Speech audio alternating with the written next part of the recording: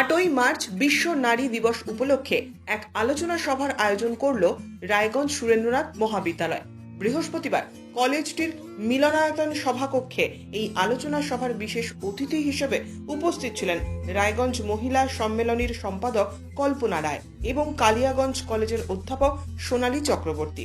মূলত নারী দিবসের প্রকৃত তাৎপর্য শিক্ষার্থীদের কাছে তুলে ধরতেই এই ধরনের আলোচনা সভার আয়োজন বলে জানান কলেজের অধ্যক্ষ চন্দন রায়।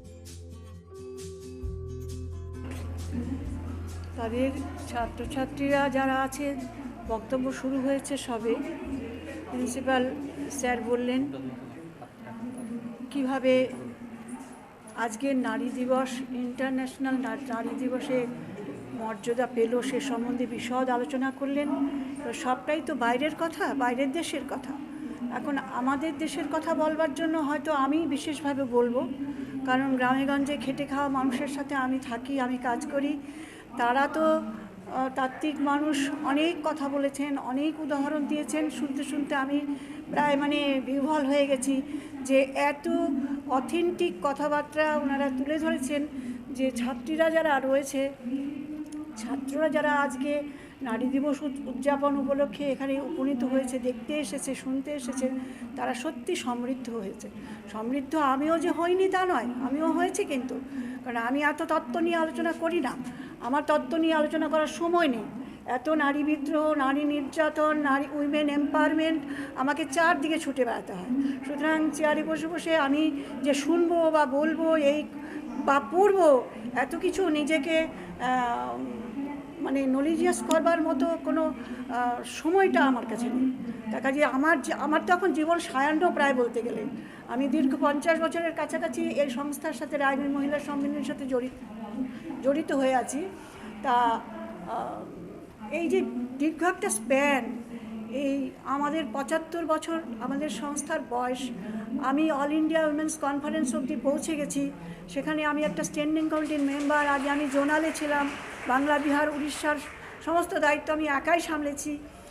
তাতে গিয়ে দেখেছি যে আগে আর এখন পার্থক্য নেই তা নয়, আছে। কিন্তু আগে আমরা পুরুষদের সাথে চলতাম, আমাদের মায়েরা, আমাদের ঠাকুমারা পুরুষদের সাথে চলতেন, পুরুষরা তাদেরকে নিয়ে চলতেন, তাদের গার্জিয়ান হিসেবে চলতেন। আজকের মেয়েরা, আমরা এখন পুরুষের সাথে চলবার জন্য পা বের করছি, পুরুষরাও আমাদের হাত ধরছেন।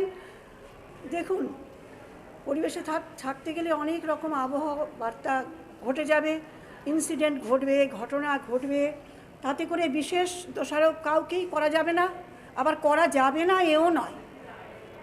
সুতরাং চাই মানসিকতার পার্থক্য, তাই চাই নারী জাতির প্রতি সম্ভ্রম। শুধু সকালবেলা ঘুম থেকে উঠতেই বললে হবে না, দুর্গা দুর্গা, কালী কালী বললে হবে না।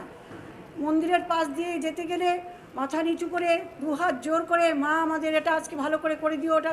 কিন্তু তোমার ঘরের মাকে তুমি কতটা দেখো, ঘরের বোনকে তুমি কতটা শ্রদ্ধা করো।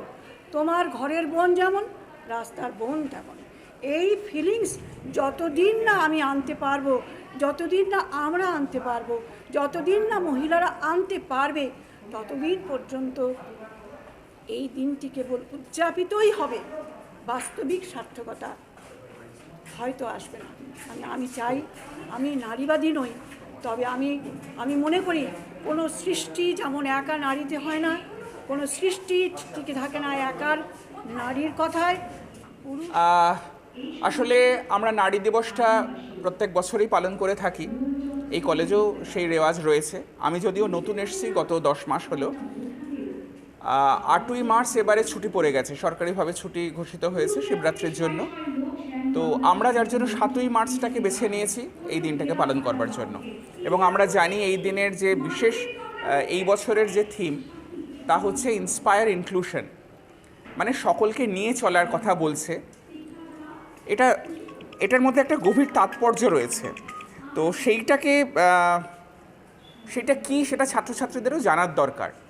তো যার জন্যই আমরা আজকে বাইরের থেকে দুজন বিশেষ অতিথিকে এনেছি। একজন এসছেন কল্পনা রায়, তিনি হচ্ছেন এখানকার যে মহিলা সম্মেলনী উত্তর দিনাজপুরে যে মহিলা সম্মেলনী রায়গঞ্জ মহিলা সম্মেলনী আছে, তিনি তার সেক্রেটারি এবং একই সঙ্গে তিনি স্ট্যান্ডিং কমিটির মেম্বার অল ইন্ডিয়া উইমেন্স কংগ্রেসের। আরেকজন এসছেন কালিয়াগঞ্জ কলেজ থেকে ডক্টর সোনালী চক্রবর্তী, ওখানকার অ্যাসিস্ট্যান্ট প্রফেসর ফিলোসফি ডিপার্টমেন্টের। এবং এখানে তো পুরুষরাও রয়েছেন, শিক্ষকরাও রয়েছেন, ছাত্ররাও রয়েছেন, এবং আমরা একটা আলোচনা সভা করেছি। তো আশা করি যে সভা সার্থক হবে। আমরা বুঝিয়ে চলেছি 8ই মার্চের প্রকৃত মাহাত্ম্য, এবং এই নারী দিবসটাকে অনেকে তো অনেক রকমভাবে অপব্যাখ্যা করে।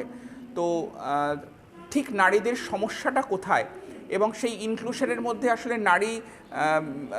নারীদের যে সমস্ত সমস্যাগুলো, সেগুলো আর শুধুমাত্র নারীদের মধ্যেই সীমাবদ্ধ নয়। মানে আমরা যাদেরকে মুখে নারী বলি, সেটা কিন্তু আমরা যে কোনো রকমের প্রান্তিক মানুষ, মানে তিনি যদি ফিজিক্যালি হ্যান্ডিক্যাপড হন, তিনি যদি সেক্সুয়াল মাইনরিটি হন, এখন আমরা ট্রান্সজেন্ডারদের কথা বলি, তারাও কিন্তু এইসব নারী আন্দোলনের মধ্যে তারাও কিন্তু এসে পড়বে।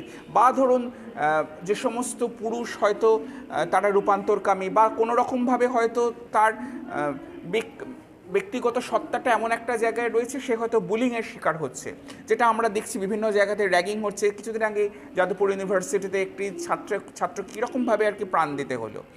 ব্যুরো রিপোর্ট, উত্তরের প্রহরী।